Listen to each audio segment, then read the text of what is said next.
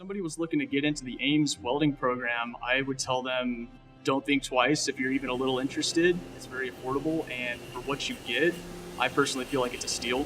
Welding has a lot of opportunities to build all sorts of different things. You can work out in the field doing pipe work, you could do aerospace TIG welding, you can do light fabrication of MIG on off-road parts, custom motorcycles, go anywhere with it. Here at Ames, we've got Miller TIG welders, Lincoln stick and flux core welders. When we get into the fabrication course, we get really nice tables to work on. We do a lot of fitting, and we get to use really nice cutting equipment and track torches, get nice clean cuts. The welding instructors are very top-notch.